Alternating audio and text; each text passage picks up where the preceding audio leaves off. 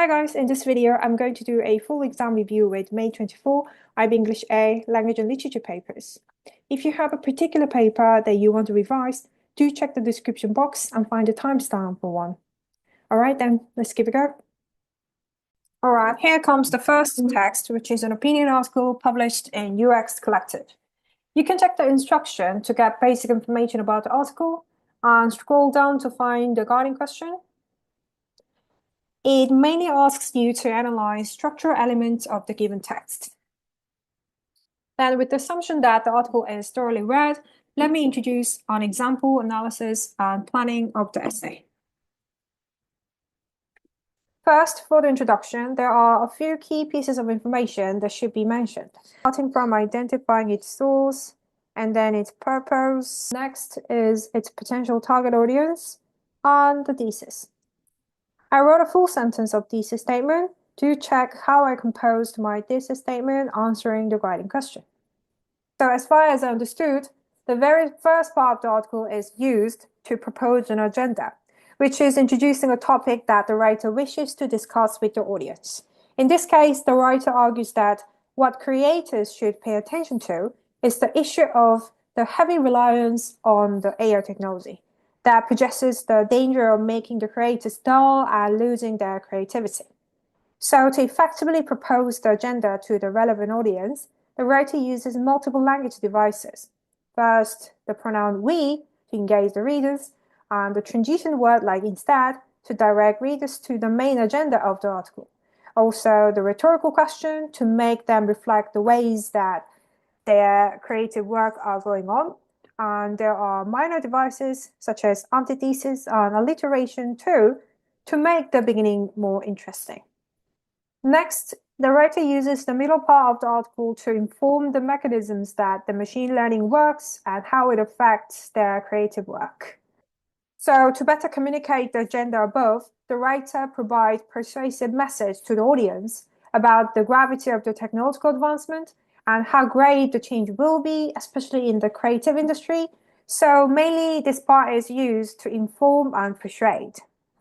And such purpose is achieved by the use of ethos and the use of singular first person point of view and the second person point of view. The overall use of informal language to make the readers find the idea more relatable. And the image used at the beginning of the article creates irony with the ethos of Golden's purple cow metaphor, leaving a rather deep impression to the readers. Last part of the article is meant to suggest the new ways that the creators should adopt to use the technology more wisely. The writer convinces the readers with multiple strong messages, mainly saying that creators should realize the great importance of avoiding passive reliance on technology and proactively keeping their creativity. Such is achieved with bold sentences that include imperative verbs and summarizes the writer's opinion. And there comes a use of metaphor on drum beats, park it there, and mirror ourselves to depict the creative work process. Also, the writer uses strong and impactful diction like radical. On top of that, the use of syntax is quite clever, since the writer uses short and clear sentences to leave a strong and memorable message to the readers. The essay's conclusion shall include restatement of the thesis, and you may write a few words on evaluation on the article's style and the way that it delivers its message. Yes, this is the end of analysis and essay planning for the first text. Let me move on to the next one. Next is a non-written text, which is an infographic. Do check the instruction and guiding question, which seems to be quite generic, not bad. Again, the intro should include a few core information. First, its source and purpose and target audience. This time I identified purpose and target audience in one sentence. Check what I did.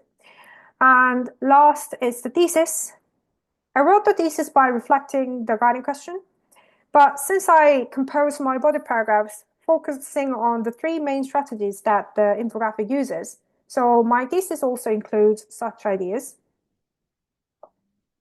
Obviously, there are multiple ways to structure your essay and find each body's main idea. For me, I felt that composing bodies with the infographic's main narrative strategy would be an option to logically analyze its content. So first, I understood that the infographic's initial strategy to make the audience effectively explore its message is by intriguing and engaging them. Since the idea of developing film industry must be quite new and unknown to many African stakeholders, so considering the state, the infographic adopts the strategy of providing intriguing and attractive features to draw attention of the audience. To be more specific, the use of idiom and pun is impressive. So the wood, as a title, creates a powerful impression with its dual meaning, as it refers to the large film industries, Hollywood, Bollywood, Nollywood. At the same time, it evokes the image of an actual forest, symbolizing the natural image of East Africa. And since it is an infographic, it uses loads of visual icons, flags, country, etc.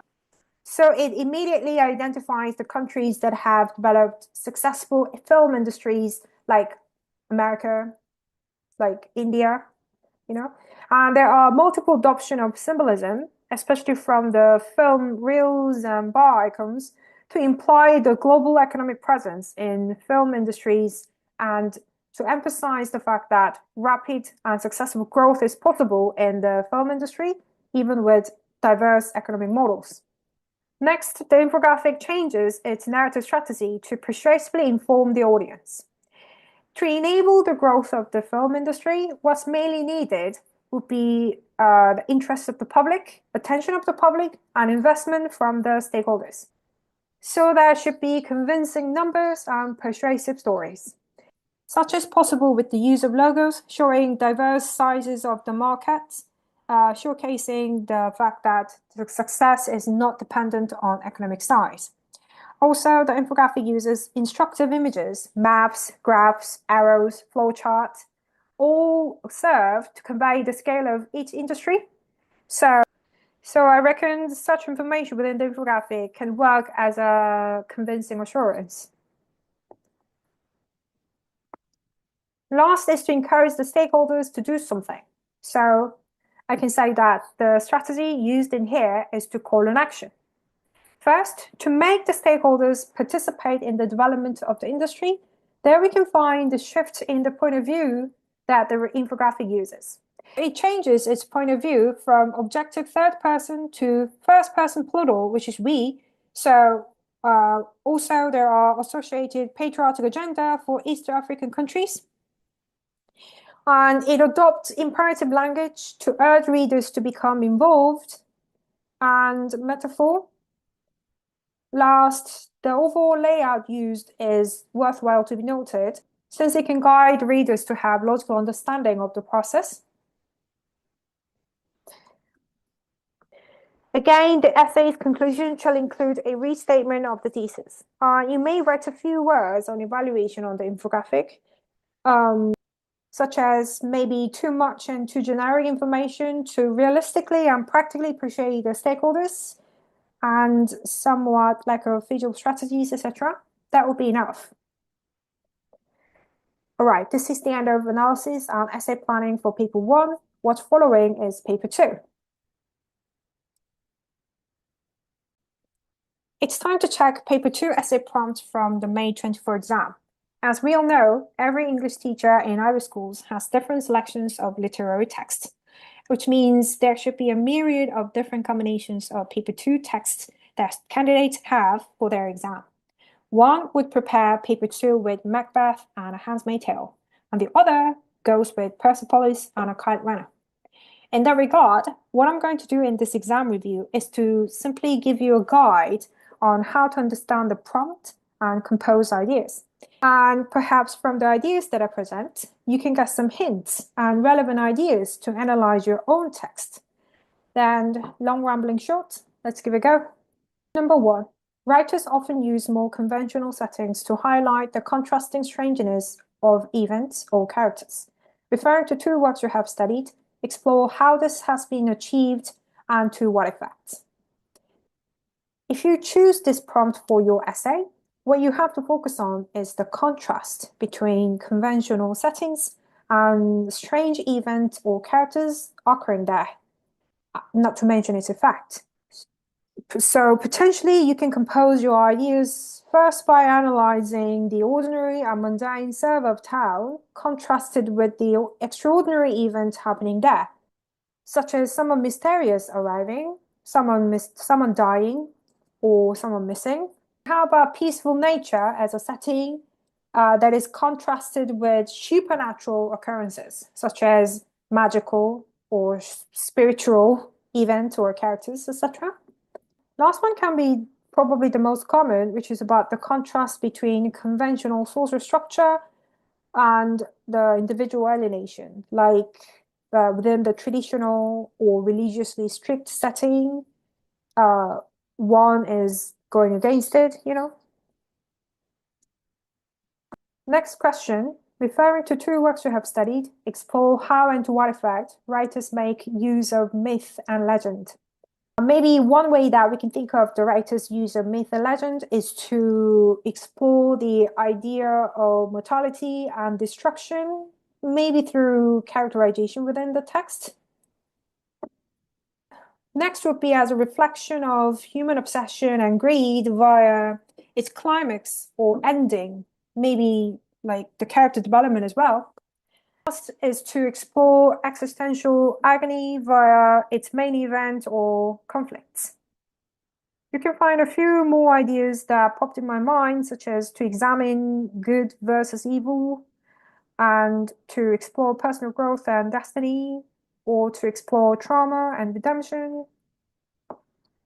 Third question, discuss how two what you have studied make the reader question preconceived ideas and how this is achieved by the writer. I reckon this question must have been the one that was chosen the most by the candidates, since it is pretty typical. Anywho, you should think of preconceived ideas representatively social, cultural, or gender customs illustrated in text, and you should analyze how writers use them to make readers questionable. So potentially, you can find some challenges on social norms like cultural, religious customs that are not necessarily desirable and not deserved to be preserved. Next can be about the deconstructing race and power dynamics. So it should be about the old and deeply rooted racial discrimination or class division that should be criticized. Last can be about subverting gender expectations within patriarchal society. So how the existence of distorted gender norms that are questioned and like attempted to be subverted, you know. Here come a few more ideas like questioning morality and justice, questioning power structures and ideologies, etc.